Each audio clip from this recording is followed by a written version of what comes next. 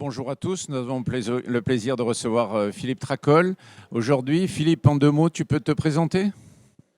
Pour se présenter en 2 mots, président de l'organisme d'accréditation Orthorisque, ancien président du CNP Côte.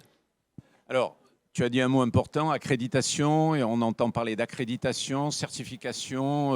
Nos jeunes et nos collègues plus expérimentés sont un peu perdus là-dedans. Dis-nous en quoi cela est important. La certification périodique, ce n'est pas important, c'est obligatoire. C'est-à-dire que tous les 6 ans, tous les praticiens, publics, privés, devront demander au Conseil de l'Ordre l'autorisation de continuer d'exercer leur activité. C'est aussi simple que ça. Et donc le Conseil de l'Ordre va se baser sur quels critères pour accorder cette accréditation d'exercer notre profession? Les critères, d'abord, ils sont rétroactifs. Ce n'est pas un examen, c'est une activité qui aura lieu de façon continue pendant 6 ans. 4 critères de base. Activité cognitive, il faut accumuler des points. Par exemple, la participation au congrès d'aujourd'hui, c'est 5 points. Activité d'évaluation, c'est la gestion des risques. C'est par exemple remplir des registres. L'implémentation de registres est obligatoire dans le programme du CNP pour la certification périodique. Et puis le 3e volet, c'est prendre soin de ses patients. Là aussi, les registres font partie de cette brique. Par exemple, des applications de suivi de patients.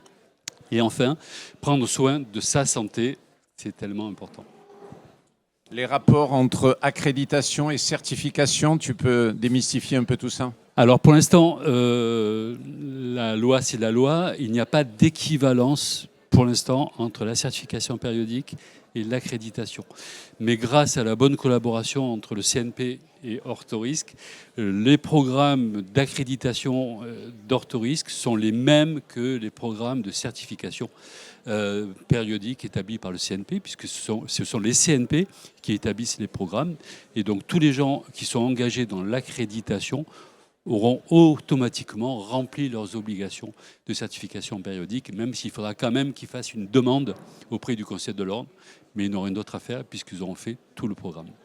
Donc, quoi qu'il arrive, le conseil que tu donnes à nos collègues, c'est de se rapprocher de leur société mère, de leur CNP, de manière à pouvoir remplir ces obligations. Oui, alors les référentiels de certification périodique sont en cours de validation, tu le sais bien, par le Haut Conseil de la certification périodique. On espère que ça va passer.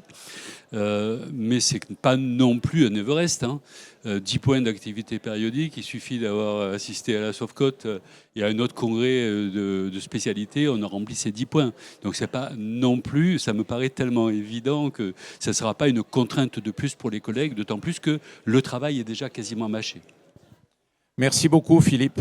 Avec plaisir.